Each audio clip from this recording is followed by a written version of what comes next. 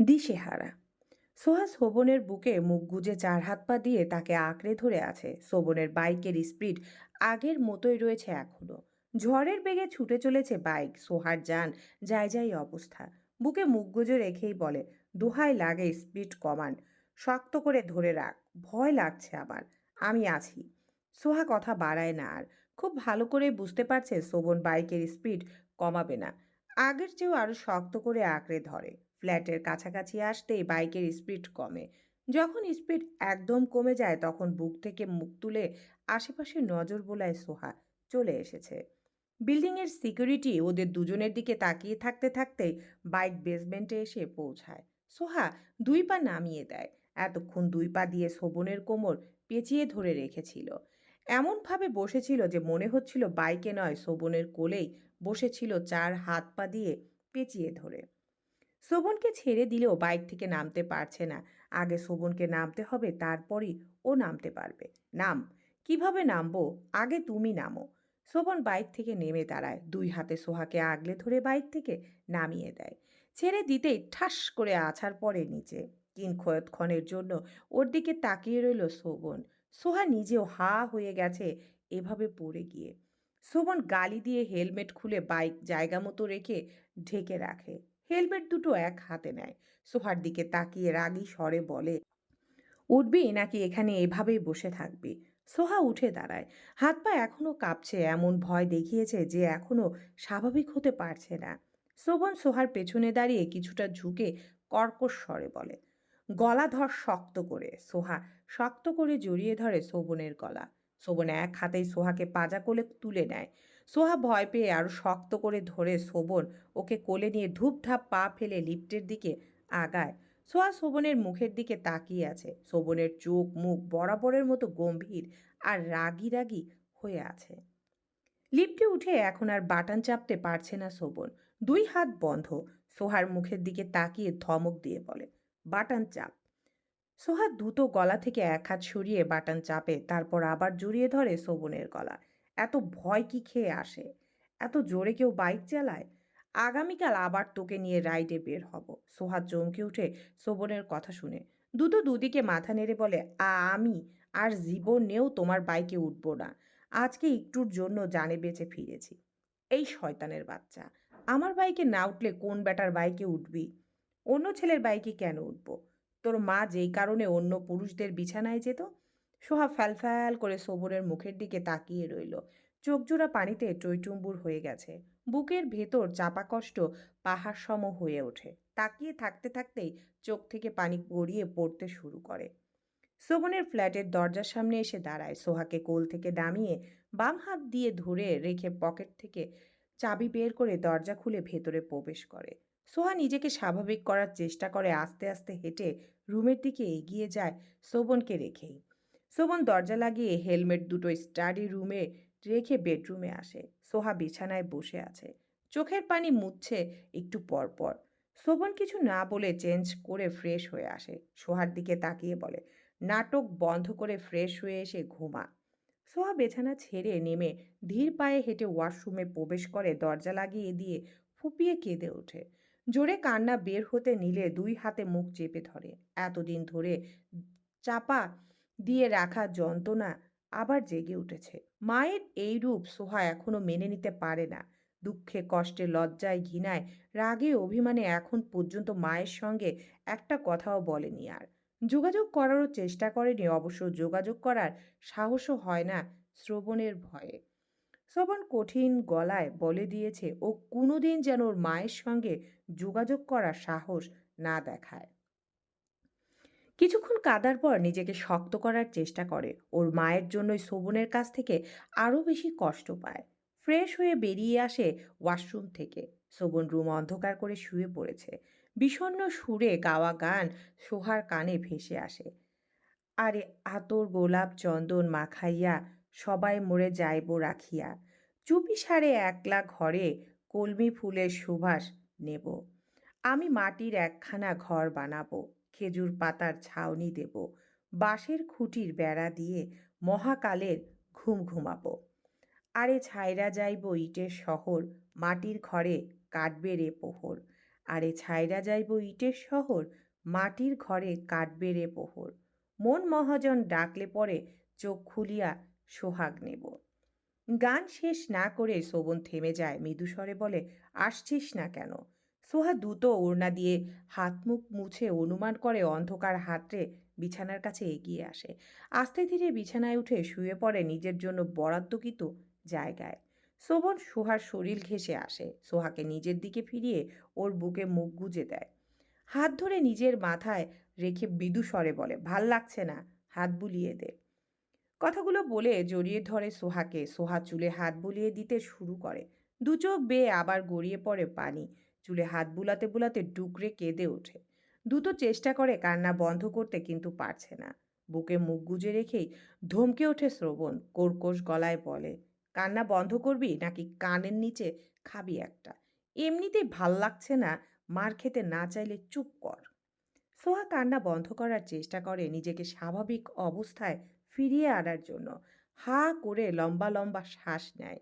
শোভন হাতের বাঁধন শক্ত করে সোহার হৃদস্পন্দনের অস্বাভাবিক শব্দ স্পষ্ট শুনতে পাচ্ছে। ক্লাস শেষ করে শোভনের কাছে যাওয়ার জন্য সেদিকে এগিয়ে যাচ্ছে সোহা। হঠাৎ কারো মুখে নিজের নাম শুনে স্থির হয়ে দাঁড়িয়ে যায়। কণ্ঠস্বর অতি পরিচিত। ঘুরে তাকায় পেছনে। এতগুলো দিন পর নিজের মাকে দেখে বুকের ভেতরটা হু হু করে ওঠে। অভিমানী মুখ ফিরিয়ে নিয়ে হাঁটা শুরু করে আবার। রীতা বলে, সোহা, ওই ভদ্রমহিলা তো তোমাকে ডাকছে। সোহা কথা বলে না।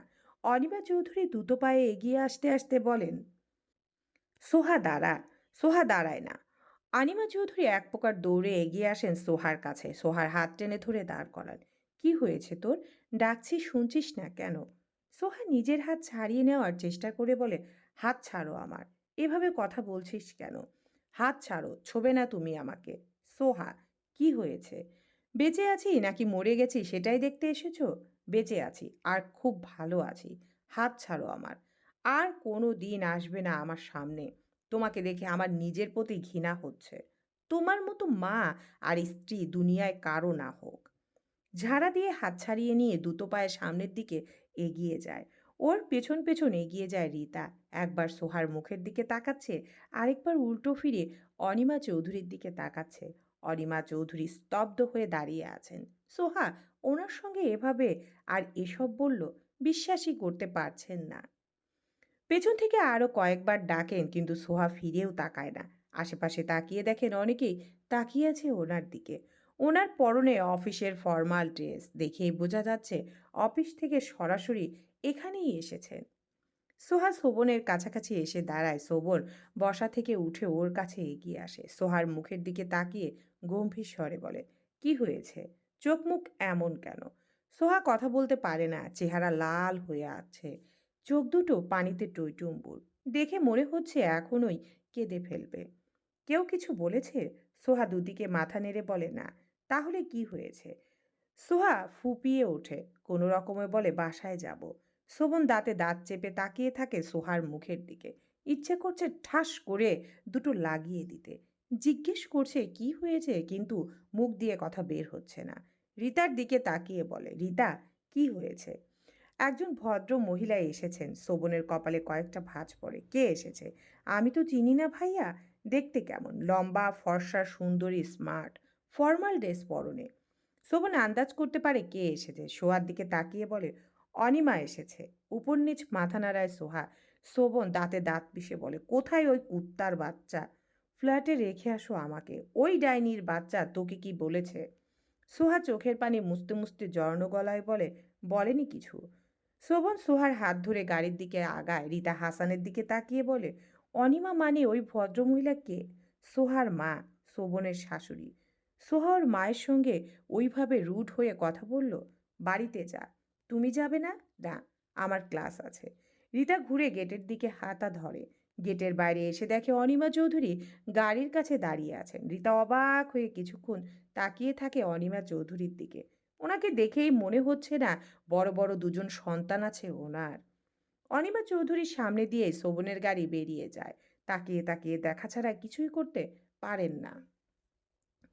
রীতার ভীষণ আগ্রহ হচ্ছে সোহা, শোভন আর ওদের বাড়ির পুরো ঘটনা জানার জন্য। কি হয়েছে ওদের বাড়িতে? সোহাগ কেন ওর মায়ের সঙ্গে এইভাবে কথা বলল? শোভন কেন নিজের বাড়ি থাকা সত্ত্বেও ফ্ল্যাটে থাকে? প্রশ্নগুলো গিজগিজ করছে মাথার ভেতর, কিন্তু উত্তর দেওয়ার মানুষ নেই। হাসানকে কিছু জিজ্ঞেস করলেও লাভ হবে না। ওই বেটা ওর কোনো কথার উত্তর সহজে দিতে চায় না, আর এই সব কথার উত্তর তো আরও দেবে না। সোহাকে ফ্ল্যাটে রেখে আবার বেরিয়ে যায় শোভন। সোহা ব্যাগ রেখে বেডরুমে এসে হেজাব খুলে বিছানায় উঠে শুয়ে পড়ে। গতরাত থেকে এমনিতেই ভালো লাগছে না, চাপা কষ্টে দম বন্ধ হয়ে আসতে চায়। আজকে চোখের সামনে মাকে দেখে আরও অমন ব্যবহার করে এসে এখন আরও কষ্ট হচ্ছে। এই কষ্ট না সহ্য করতে পারে আর না তো কাউকে বলতে পারে। বালিশে মুখ গুজে গুমড়ে গুমড়ে কাঁদতে থাকে। কিছুক্ষণ পর কান্না বন্ধ করার চেষ্টা করে। আল্লাহর কাছে অভিযোগের সুরে বলে, আল্লাহ, এমন জীবন কেন দিলে আমাকে? এমন একজন মানুষের গর্ভে কেন আমার জন্ম হলো? ওর মতো একজন মানুষকে কেন আমার জীবনে দিলে? আমি এসব আর সহ্য করতে পারছি না। গোসল সেরে বেরিয়ে আসে সোহা, চুল শুকিয়ে ব্রাশ করে বেঁধে নেয়। ব্যালকনির দরজা লাগিয়ে জানালা লাগায়। সন্ধ্যা হয়ে আসছে ধরনীর বুকে। দুপুরের খাওয়া হয়নি, খিদে পেয়েছে। কাঁদতে কাঁদতে ঘুমিয়ে পড়েছিল, একটা বাজে স্বপ্ন দেখে ঘুম ভেঙে গেছে। হঠাৎ কলিং বেল বেজে ওঠে। সোহা দরজার দিকে তাকায়, কে এসেছে? শ্রবণ আসলে তো কলিং বেল বাজবে না। অনিমা চৌধুরী আসলো নাকি, নাকি অন্য কেউ? কে হতে পারে? চিন্তা ভাবনা করতে করতে রুম থেকে বেরিয়ে আসে। দরজার দিকে তাকিয়ে দেখে পাশের ফ্ল্যাটের সেই ভদ্রমহিলা দরজা খুলে দরজার সামনে দাঁড়িয়ে আছেন। ওনাকে দরজার সামনে দাঁড়িয়ে থাকতে দেখে সোহার চোখ কপালে। উনি দরজা খুললেন কিভাবে? চাবি কোথায় পেলেন? এটা কি মানুষ, নাকি ভর সন্ধ্যাবেলা মানুষ রূপ ধরে কোনো ভূত পেত দাঁড়িয়ে আছে? সোহা ভয়ে বুকের ভেতর কম্পন সৃষ্টি হয়। হাত পা কাঁপতে শুরু করেছে। উল্টো ঘুরে দৌড় দিবে বেডরুমের দিকে, সেই মুহূর্তে ভদ্রমহিলা বলেন, কেমন আছো সোহা? সোহা কম্পিত স্বরে বলে, বাবা ভালো। আপনি কেমন আছেন আন্টি? ভালো। এভাবে কথা বলছো কেন? আপনি দরজা খুললেন কিভাবে? দরজা তো আগে থেকেই খোলা ছিল। দরজা খোলা দেখে ভাবলাম তোমার সঙ্গে গল্প করে যাই। কথা বলতে বলতে ভদ্রমহিলা ভেতরের দিকে এগিয়ে আসেন। ওনার সঙ্গে কথা বলে সোহার মনে হচ্ছে না উনি ভূত, মানুষই মনে হচ্ছে। সোহা সোফা দেখিয়ে দিয়ে বলে, আন্টি বসুন। ভদ্রমহিলা সোফায় বসেন। সোহা এগিয়ে গিয়ে দরজা ভিড়িয়ে দিয়ে এসে নিজেও সোফায় বসে। ভদ্রমহিলা আশেপাশে নজর বুলিয়ে বলেন, শোভন ফ্ল্যাটে নেই? না, বাইরে রয়েছে। ও, বেশ কিছুদিন আগে একটা ছেলে এসেছিল তোমাদের ফ্ল্যাটে। কে সে ছেলে? ছেলে? হ্যাঁ, কিছুটা শোভনের মতোই দেখতে। ও, আপনি বোধহয় স্পর্শ ভাইয়ার কথা বলছেন আন্টি। ওই ছেলের নাম স্পর্শ? হ্যাঁ। কে হয় তোমার? চাচাতো ভাই। শোভন তোমার কাজিন? হ্যাঁ। স্পর্শ আর শোভন ভাই? হ্যাঁ। তোমরা প্রেম করে বিয়ে করেছো? না। এমনটাই ধারণা করেছিলাম আমি। শোভনের যা স্বভাব, ওকে দিয়ে প্রেম টেম হবে না। ভদ্রমহিলার কথা শুনে ওনার মুখের দিকে তাকিয়ে থাকে সোহা। ভদ্রমহিলা আবার বলেন, তোমাদের বাড়ি কোথায়? কাছেই। বাড়িতে না থেকে আলাদা থাকো কেন?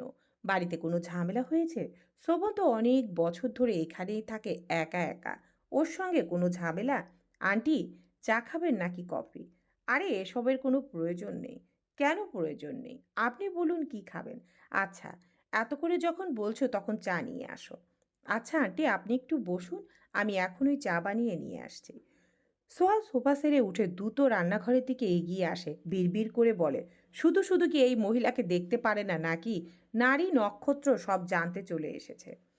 সসপ্যানে পানি বসিয়ে দাঁড়িয়ে থাকে। মহিলার কথার উত্তর যেন না দিতে হয়, সেজন্য কৌশলে এড়িয়ে উঠে এসেছে।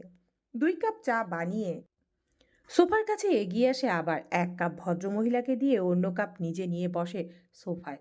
ভদ্রমহিলা চায়ের কাপে চুমুক দিয়ে বলেন, তুমি তো দারুণ চা বানাও। ধন্যবাদ আন্টি। বাচ্চা কাচ্চা হবে কবে তোমাদের? মহিলার কথা শুনে লজ্জা পায় সোহা। কথার উত্তর না দিয়ে চায়ের কাপে চুমুক দেয়। ভদ্রমহিলা আবার বলেন, এখনকার দিনকাল ভালো না। এখনকার ছেলে মেয়েরা সহজে বাচ্চা নিতে চায় না। যখন বাচ্চা নিতে চায় তখন হয় না। পিল টিল কিছু খেও না। আর পরে কিন্তু বাচ্চা হবে না। একটা হয়ে যাক, তারপর না হয় লম্বা গ্যাপ দিলে। সোহা একটা কথাও বলে না, মহিলার দিকে তাকায়ও না। শোভনের বলা কিছু পুরনো কথা স্মরণ হয়েছে। বুকের ভেতরটা ভারী হয়ে আসে আবার। কি ভাবছো এত? কিছু না আন্টি। বেশি ভাবাভাবি বাদ দিয়ে বাচ্চা একটা নিয়েই ফেলো, পরে কিন্তু সমস্যা হবে। সোহা জোরপূর্বক একটু হাসে শুধু। ভদ্রমহিলা চা শেষ হতেই ওনার ফোন বেজে ওঠে। ফোনের স্ক্রিনে তাকিয়ে বলেন, তোমার আঙ্কেল এসেছে বোধহয়, যাই আজকে, অন্যদিন আবার আসবো।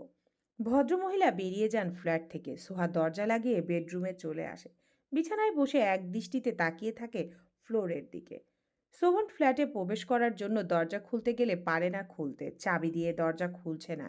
বুঝতে পারে ভেতর থেকে লাগানো রয়েছে। চোয়াল শক্ত করে এক নাগাড়ে কলিং বেল চাপতে শুরু করে। মিনিট পার হওয়ার আগেই দরজা খুলে দেয়। ভেতরে প্রবেশ করে দরজা লাগিয়ে আগুন চোখে তাকায় সোহার মুখের দিকে। ওর চাহনি দেখে সোহার আত্মা শুকিয়ে গেছে। বাজখাই গলায় বলে, এই ডাইনির বাচ্চা, দরজা ভেতর থেকে লাগিয়েছিস কেন? তো তুমি দরজা খুলে রেখেই চলে গিয়েছিলে, সেজন্য ভেতর থেকে লাগিয়েছিলাম। শোভনের গলার স্বর কিছুটা নিচু হয়। দরজা খুলে রেখে গিয়েছিলাম? হ্যাঁ। শোভন ঘুরে দরজার দিকে তাকায়। দরজা খুলে রেখেই চলে গিয়েছিল? হতে পারে, তাড়াহুড়োয় হয়তো ভুল হয়ে গিয়েছিল। স্টাডি রুমের দিকে এগিয়ে যেতে সোফার সামনে থাকা টি টেবিলের উপর নজর পড়ে। সোহার দিকে কপাল কুঁচকে তাকিয়ে বলে, এখানে দুটো চায়ের কাপ কেন? ওই পাশের ফ্ল্যাটের আন্টি এসেছিল, ওই অসভ্য মহিলা। হ্যাঁ। দরজা খুলেছিস কেন আর মহিলাকে ফ্ল্যাটে ঢুকতে দিয়েছিস কেন? আমি তো জানতামই না দরজা খোলা রেখেই তুমি চলে গেছো। আন্টি কলিং বেল বাজানোর পর রুম থেকে বেরিয়ে এসে দেখি দরজা খোলা। দরজা খোলা দেখে অবাক হয়েছিলাম আমি। কিছু বলার আগে আন্টি নিজে থেকে ভেতরে ঢুকে গেছে। কি বলেছে? ওই আমরা বাড়িতে না থেকে এখানে কেন থাকি এইসবই জিজ্ঞেস করেছিলেন। আর কি? সোহা হাত কসলাতে শুরু করে। শোভনের ধমক খেয়ে নিচের দিকে দৃষ্টি রেখে বলে, আর বলেছেন দ্রুত বাচ্চা নিতে, পরে নাকি হবে না, সমস্যা হবে। চলবে ইনশাআল্লাহ।